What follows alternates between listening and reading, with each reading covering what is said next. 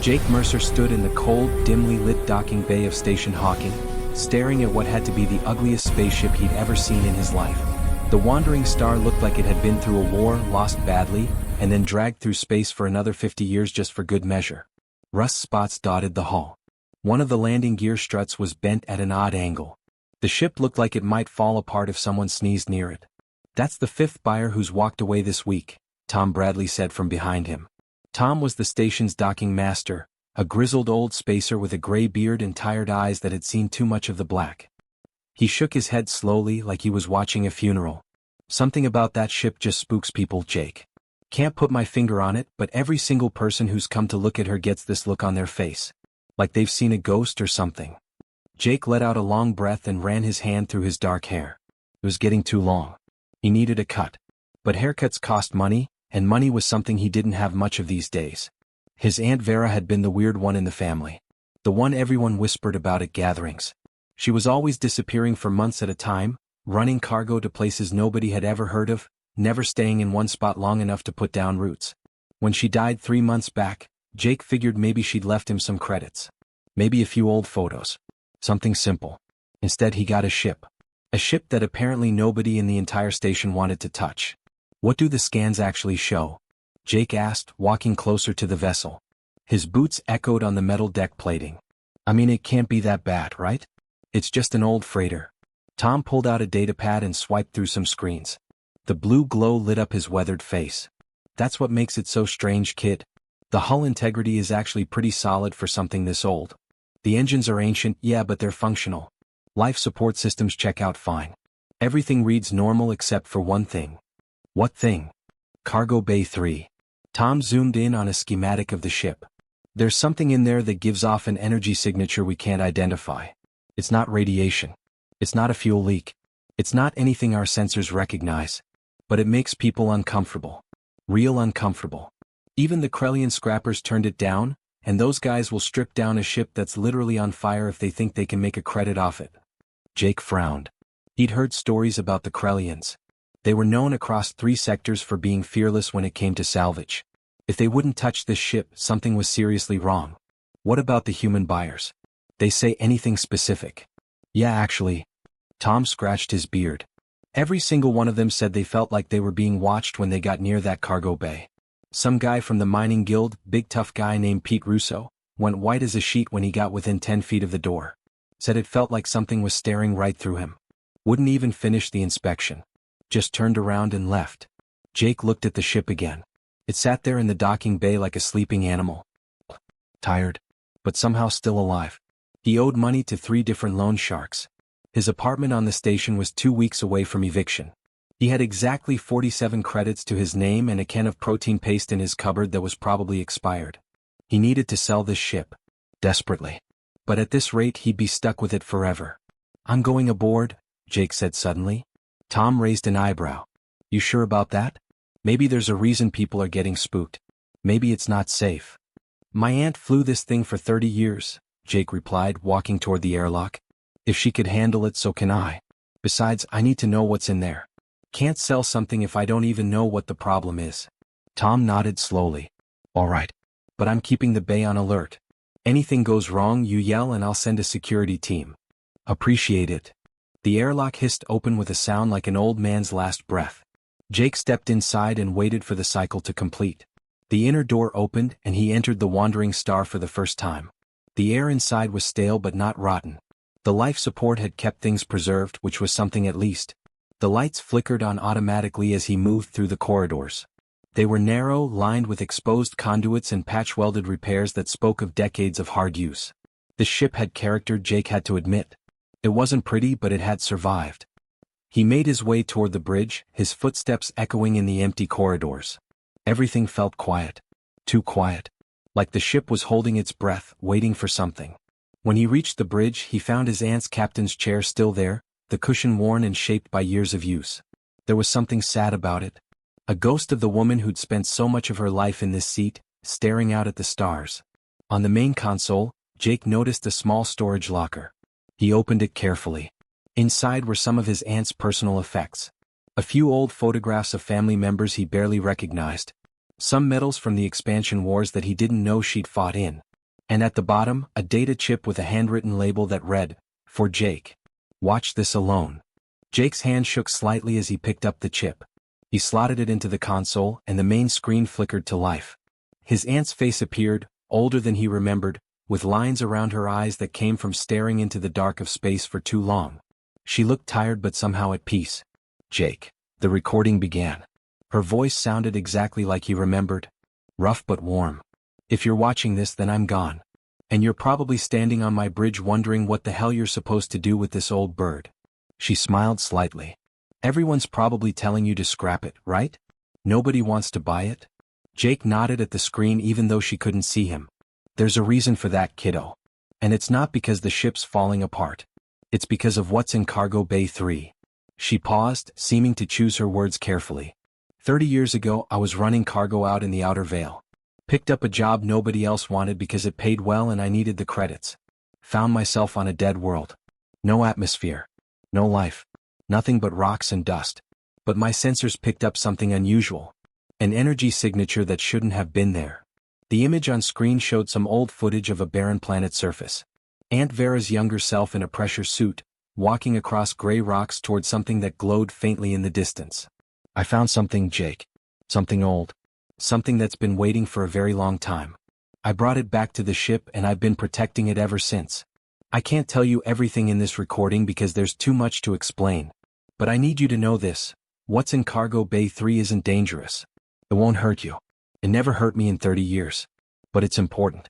More important than you can imagine." She leaned closer to the camera. "I know you've got debts. I know you need money. But before you sell this ship or scrap it or do whatever you're thinking of doing, I need you to go down to Cargo Bay 3. Go alone. And see for yourself what I've been protecting all these years. Then decide what to do. I trust you, Jake. You're smarter than you give yourself credit for. You'll know what's right when you see it." The recording ended. The screen went dark. Jake sat in the captain's chair, his mind racing. What could possibly be so important that his aunt had spent 3 decades protecting it? What was giving off that energy signature that spooked everyone who came near? He stood up slowly and made his way through the ship toward the lower decks. The corridors seemed longer than they should be. Every creak and groan of the old vessel made him jump slightly. He wasn't scared exactly, but he was definitely nervous. When he finally reached Cargo Bay 3, he found the door sealed with a biometric lock. It required Aunt Vera's genetic signature to open. Or someone from her family. Jake pressed his palm against the scanner, half expecting it to reject him. But the lock beeped green, and the heavy door began to slide open with a low grinding sound. Blue light spilled out from the crack. Jake's heart pounded in his chest. Whatever was in there had scared off every potential buyer. Whatever was in there had kept his aunt occupied for 30 years. He took a deep breath and stepped through the doorway into Cargo Bay 3. What he saw stopped him in his tracks and made him question everything he thought he knew about the universe. The whole wandering star shook violently as Jake almost jumped into the pilot's seat. He moved his hands over the control panels faster than he ever had before, hitting buttons and flipping switches that he didn't really understand. But for some reason the ship seemed to know what he was thinking. It was as if it knew what he needed before he even thought about it. The engine started up with a sound that was almost excited. "Tom?" Jake yelled into the communication system, his voice breaking with fear. "I need you to give me 30 seconds.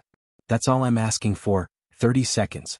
Tom's voice came back through the speakers, and it was full of fear and confusion. 30 seconds? What the hell is going on, Jake? There are Confluence warships outside. I can't stop the Confluence. They're going to blow up the station. I know what they are." Jake yelled back, his fingers still moving across the controls. There were drops of sweat on his forehead. "Tom, just give me 30 seconds. Please. Activate any defenses this station has. Anything." There was a break that seemed to last forever. Then Tom's voice came back, sad and resigned. "Okay, kid. You should know what you're doing. Turning on the defensive grid now. God help us all." Jake could hear the station's defensive systems come online from inside his ship. He knew those defenses were weak. Station Hawking was a civilian trading post, not a military base. It had 4 or 5 old plasma cannons that hadn't been used in years as part of its defense grid. They couldn't stop the Confluence warships for more than a few seconds. But Jake only needed a few seconds right now. He had hope. Jake's hands almost automatically found the controls for the engine. The wandering star was very old. Very old. Every panel and wire showed the wear and tear of 50 years of hard work. But Aunt Vera had taken great care of her. It was true that the engines were old, but they worked. That was all that mattered at the time. Jake hit the thruster activation button with his palm. The docking clamps that held the ship in place let go with a loud clang that echoed through the hull. The ship moved forward suddenly, like an animal that had been caught in a trap. Jake was thrown back in his seat when the speed picked up. He could see gunfire lighting up the area where his ship had been just seconds before through the rear cameras on his screens. Bright blue plasma bolts cut through the dark space, missing the wandering star by only a few meters. His stomach sank. They were really shooting at him. This wasn't a threat or a warning. The Confluence was trying to kill him. There was a Confluence destroyer in front of the ship, taking up the whole view screen. It was huge. It had a dark gray, almost black hull with sharp angles and geometric patterns on it. This made it look more like a weapon that flew through space than a ship. There were weapons all over the place. Turrets followed his every move. The missile tubes were ready to go. The only thing this ship was made to do was destroy other ships. And right now it was Jake's choice between freedom and death. The ship's computer said in a voice that was so calm and flat that it was almost rude given the situation, "They're hailing us." How could a computer be so relaxed when they were going to die? "Don't pay attention to it," Jake said through gritted teeth. His hands worked the navigation controls, setting a course that would take them away from the station, the destroyer, and this whole nightmare. He was thinking fast.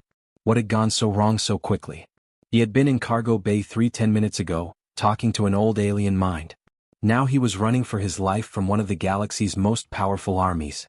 The thing in Cargo Bay 3. The Vestari. It was still down there, still connected to the ship's systems.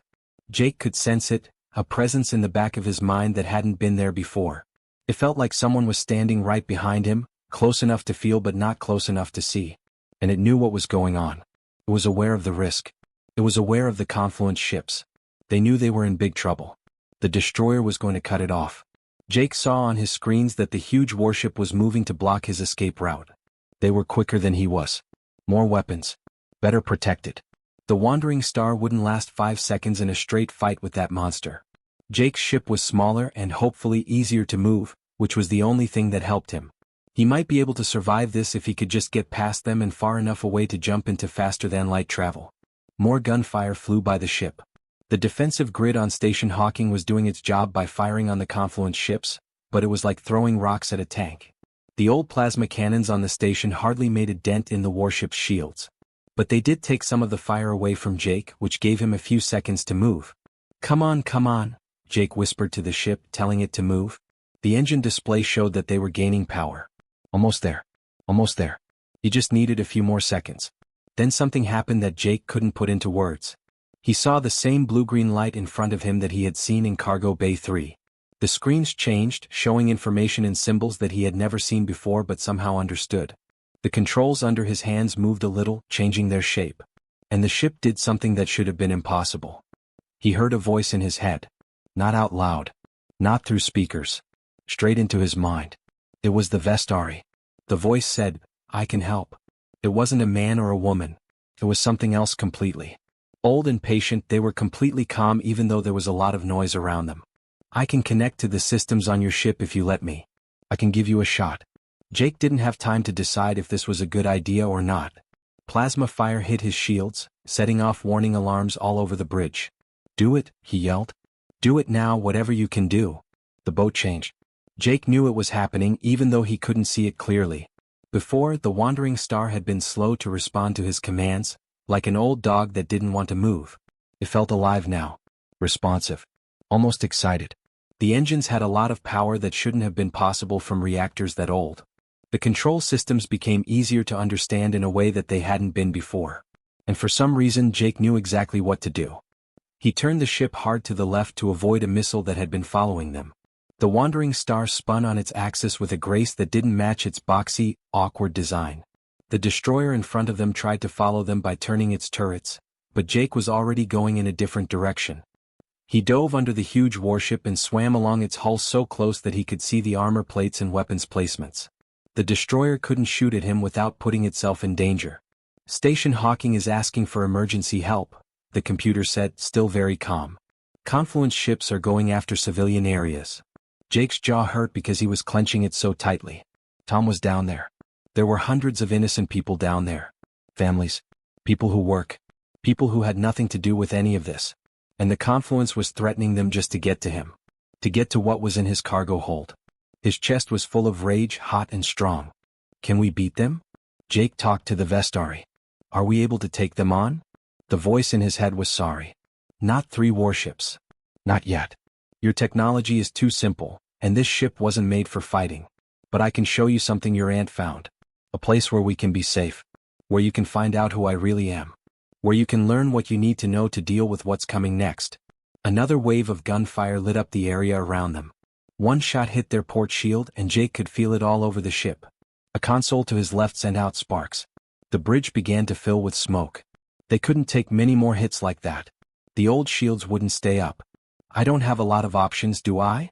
Jake said with anger. You always have a choice, said the Vestari. That's what makes you a person. That is what makes you unique.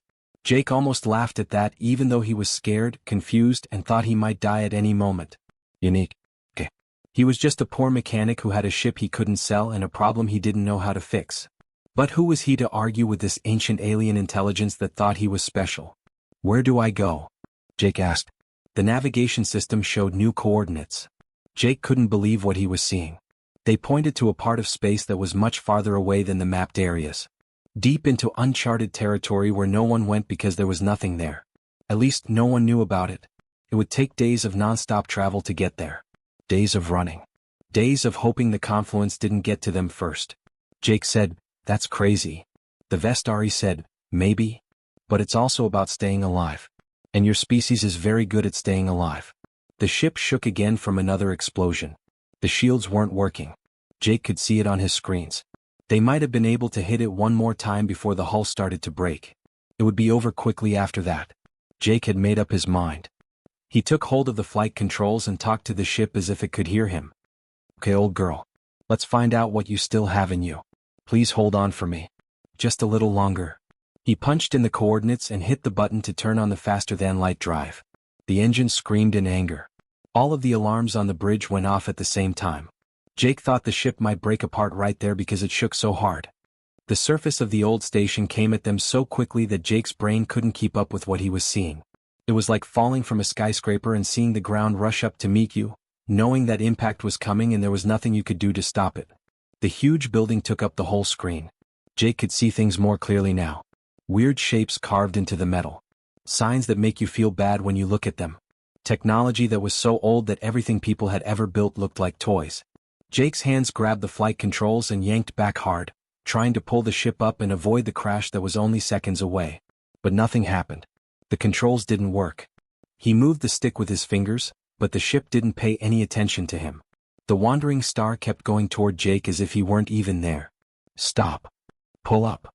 Jake yelled at the ship, at himself, and at anyone who would listen. His face was dripping with sweat.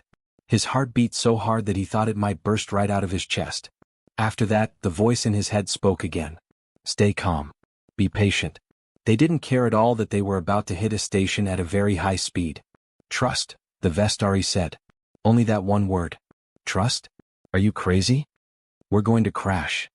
Jake yelled back, but he didn't know if yelling at a voice in his head would help. But the Vestari didn't say anything, and the station kept getting closer and closer. Now Jake could see each panel. Seams where 2 or more parts came together.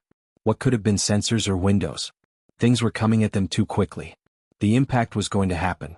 Jake closed his eyes and got ready for the end. It didn't arrive. Instead, Jake felt the ship lean sharply to the left.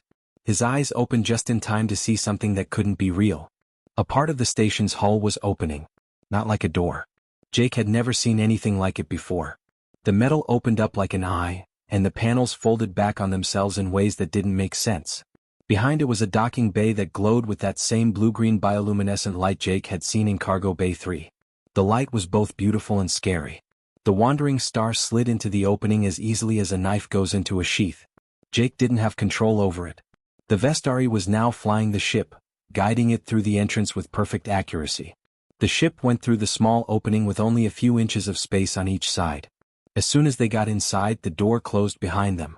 The metal panels closed perfectly as if they had never been open at all. Jake saw bright flashes of light outside just as the door closed. Fire from weapons. The Confluence ships had caught up and were shooting at them. Plasma bolts and missiles hit the station's outer hull right where they had come in. Jake flinched because he thought there would be explosions and that the old building would break open and kill them all. But nothing happened. The gunfire just stopped. The old hull took the hits like they were nothing. There wasn't even a scratch on the surface. No matter what this station was made of, it was stronger than anything the Confluence had. The ship's system started to shut down and go into standby mode. The emergency lights came on, making everything look dark and red. The engine stopped making noise. Jake could see that they were in a huge docking bay that looked like it hadn't been used in millions of years when he looked outside the view screen. There was dust on everything. Or at least what seemed like dust. Weird equipment lined the walls, but we didn't know what it was for. The blue-green light that came from the organic-looking growths that covered parts of the structure pulsed slowly, like a heartbeat. Jake jumped when the communication system came to life with a crackle. A woman's voice came through, clear and strong. Businesslike. The kind of voice that tells people what to do and they do it. Jake Mercer, the voice said. This is Commander Helen Reeves from the Confluence Defense Fleet. You can hear me, I know it. Jake looked at the comm panel. His finger was close to the button that said response. He wanted to answer at least a little. To make it clear. To get them to see that he wasn't a criminal or a thief. But another part of him knew it wouldn't make a difference. The Confluence didn't want to hear any explanations. You are hiding stolen property that is very important to archaeology, Commander Reeves went on. It sounded like she'd given this speech before. Give up the artifact right away and you will be fairly paid for your help. I promise you that you won't be charged. But if you keep fighting, we have the right to take the artifact by force. 1 hour to respond. The comm stopped working. Jake was in the pilot's seat, and his hands were shaking from excitement. His mind was trying to figure out what he had just heard. Property that was stolen? Fair pay. They were making it sound like he had stolen something from a museum. Property that was stolen? Jake said it out loud, his voice full of disbelief and anger. You have to be kidding me. This was given to me. My aunt owned it. Jake heard the Vestari's voice in his head again, and this time he could tell that it was tired. Or perhaps sadness. They say that all Vestari artifacts belong to them because of something called Galactic Heritage Law, the old mind said. It's a useful legal fiction that lets them take anything they find. They say that everything that comes from dead civilizations belongs to the whole galaxy. Then they say they are in charge of taking care of these artifacts. It means that the Confluence takes what it wants and says it's okay. Jake's jaw tightened. He clenched his fists so tightly that his knuckles turned white. People in the rough neighborhood where he grew up on Earth had a word for what the Confluence was doing. It was known as stealing. Putting fancy legal language on it didn't change what it was. So they're just going to take you? What did my aunt do to keep you safe?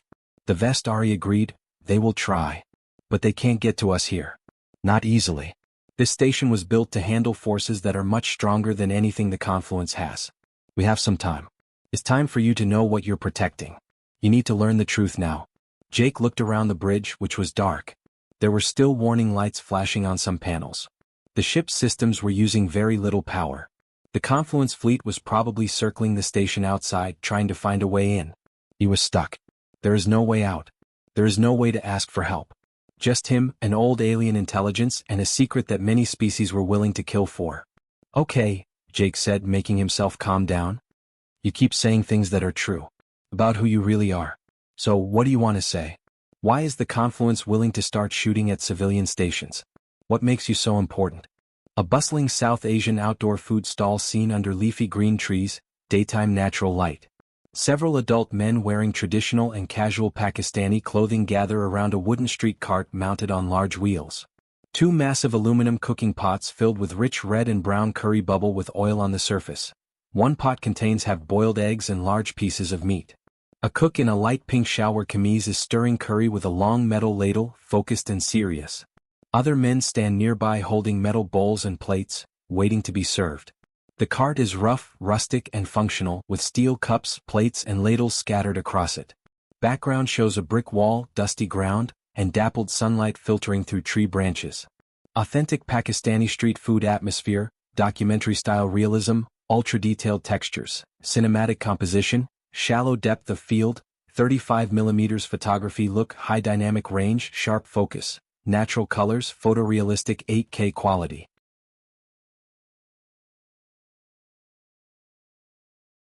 The old station came to life around Jake as if it had been holding its breath for hundreds of years, waiting for this moment. waiting for someone to come and wake it up from its long sleep. Jake suddenly knew for sure that the Vestari was right. This place had been waiting. Not for everyone, but for someone like him. A person. There was light in corridors that had been completely dark for millions of years. It wasn't the harsh white light that modern stations used. It was the same soft blue-green glow that seemed to be the Vestari's trademark. The panels in the walls let the light flow through them like water, making everything look beautiful in a way that was otherworldly. All around him, systems that had been built long before humans existed, when Earth was still a simple place with only bacteria swimming in primordial oceans, started to hum back to life. He could hear it, get a feel for it. The station was getting ready to go. And in his mind, the Vestari was there. Not talking but sharing. Jake's mind was filled with knowledge all the time. It wasn't as overwhelming as it had been the first time he touched the interface.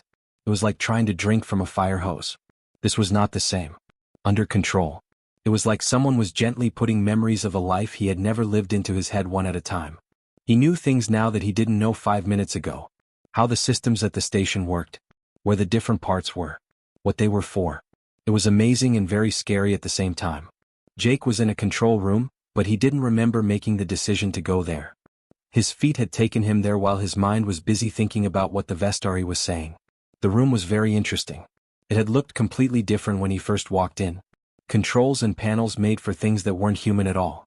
But as Jake looked, the room started to change. Panels changed their shapes. Control interfaces changed and moved around. In just a few minutes, the whole room had changed into something that a person could actually use. A chair came up from the floor at the right height. Displays were at eye level. It was as if the station was changing to fit him. Jake sat down in the new chair and turned on the station's monitoring systems. What he saw made his stomach drop.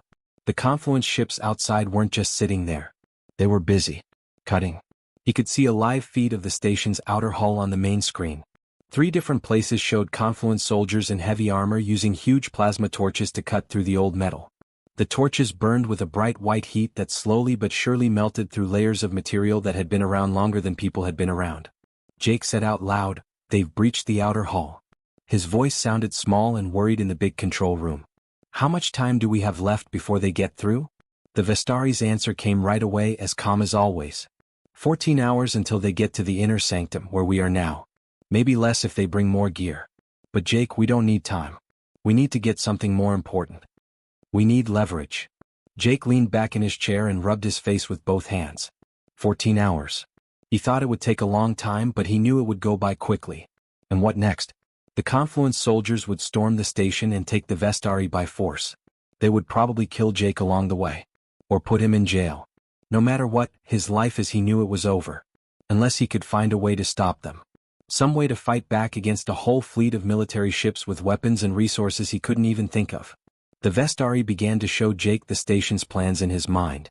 Jake shut his eyes and saw the whole building in perfect detail. It was huge. The station went on for miles in all directions. It was a huge building that must have cost a lot of money to build. He could see different parts with names that made sense to him now. Archive rooms full of systems for storing data. Factories that could turn raw materials into technology. Living spaces made for animals that are no longer around. Medical bays. Laboratories for research. And there, deep in the center of the station, was something called defensive systems. "Wait," Jake said, and his eyes flew open. "This station has guns?" The Vestari said, "Yes. This building was built during the later years of the Vestari civilization, after our civil war had already started. It had to be able to protect itself from attacks. The systems that protect us are very advanced. They would be terrible against modern ships like the ones outside." For the first time since this nightmare started, Jake felt a spark of hope in his chest. "Then let's put them to use. We can fight back. Get them out of here." But the Vestari's answer killed that hope right away. "The station will only let someone who it knows is an authorized inheritor turn on the weapons. You meet the biological needs. You are a person, and our technology works with people in ways that it doesn't with other species. But permission needs something else. A deliberate choice. A binding. You would have to let me connect directly to your nervous system. To join with you in a way that goes beyond what we've done so far." Jake's mouth got dry. "What do you mean by that? Join me?" A realistic documentary-style scene of a South Asian communal street food setup in a rural Pakistani environment. A group of adult men sit and squat in a circle around an enormous stainless steel cooking pot placed over a traditional brick stove on dusty ground. The pot is filled with deep red curry shimmering with oil, containing half-boiled eggs and chunks of meat. Steam rises gently from the surface, indicating fresh heat. One man in dark traditional clothing is serving curry with a metal ladle, while others eat with flatbread roti from metal plates and bowls. The men wear shawls, scarves, and simple shower kameez, showing winter or cool weather attire. Facial expressions are natural and candid, focused on eating and serving. Surroundings include rough brick walls, broken masonry, dirt ground, and a simple makeshift shelter overhead. Natural daylight, soft shadows, earthy tones, ultra-detailed skin textures, realistic fabric folds, visible oil reflections and curry, authentic rural atmosphere.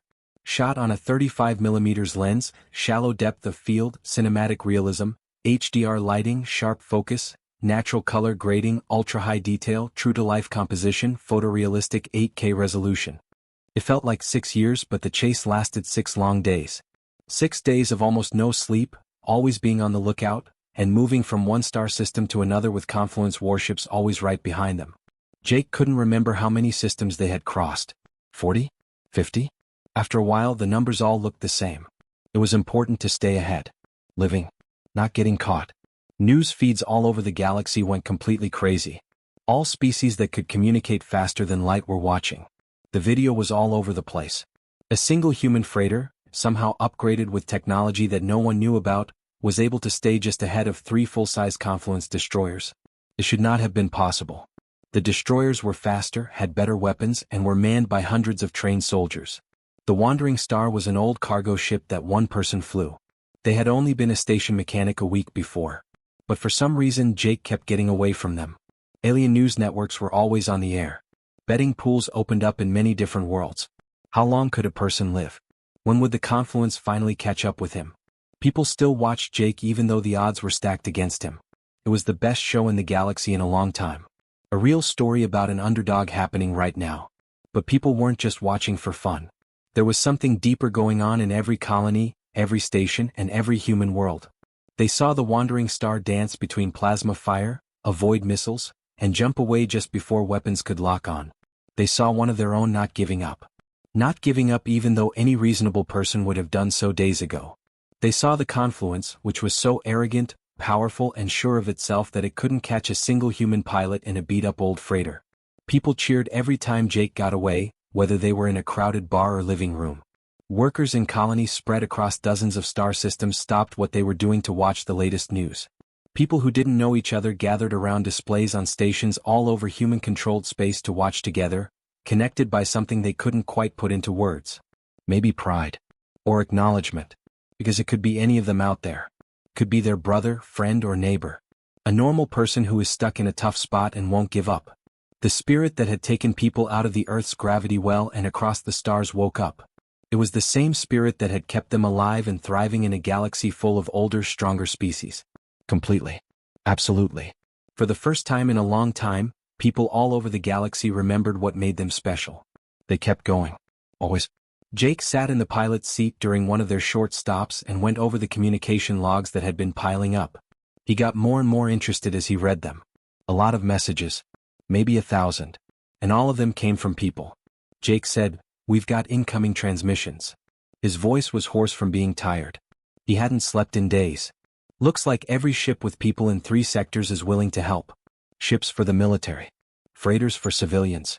Even a few high-end yachts have said they'll join. The Vestari's voice in his head was strong. Say no to them. Thank them but don't accept their help. This victory must be yours alone or it means nothing. Jake frowned as his tired brain tried to figure it out. That doesn't add up. We could use the backup. A dozen human ships working together could really fight off these Confluence destroyers. We'd have a good chance. Listen to me carefully, the Vestari said, and there was a sense of urgency in its usually calm voice. 3 days ago this stopped being about survival. Now it has to do with something much more important. It's about showing. About showing the galaxy something. It will be seen as military action if a fleet of human ships beats the Confluence.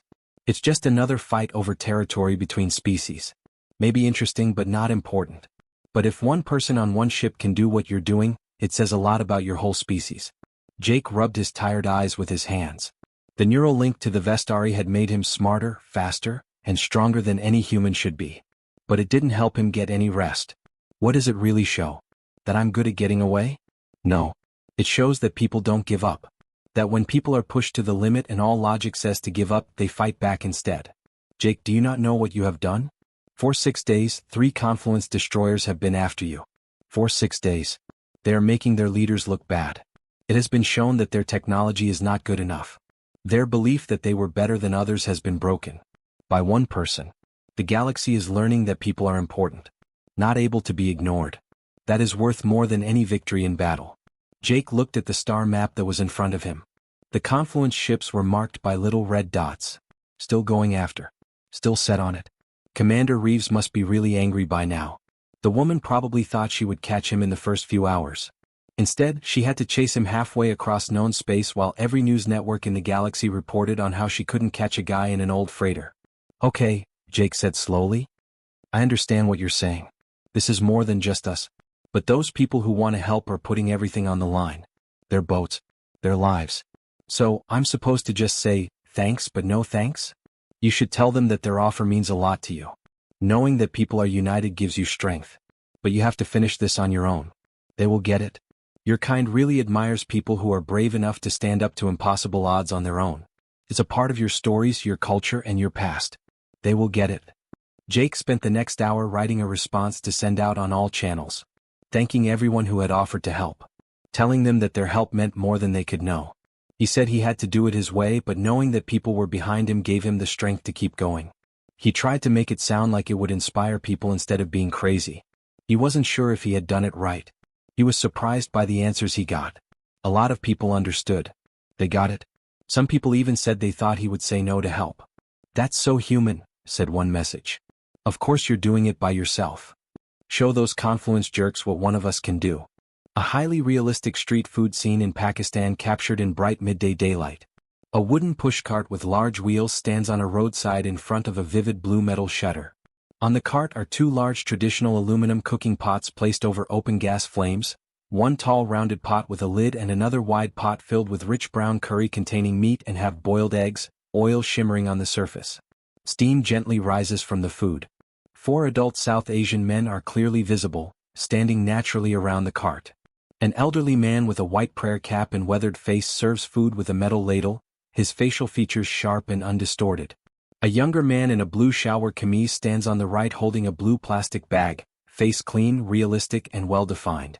Another man on the left eats food with his hand, wearing a dark outfit and knitted cap, his expression natural and candid. A 4th man stands behind the cart observing, wearing striped traditional clothing. All faces are symmetrical, anatomically correct, sharply focused, no blur, no AI distortion. Realistic skin texture, visible wrinkles, natural eye reflections, accurate hand proportions. Strong natural sunlight with soft shadows, balanced exposure, vibrant but natural colors. Documentary-style photography, 35mm lens, straight-on composition, ultra-sharp focus, high dynamic range, photorealistic detail, cinematic realism, true-to-life proportions, 8K resolution.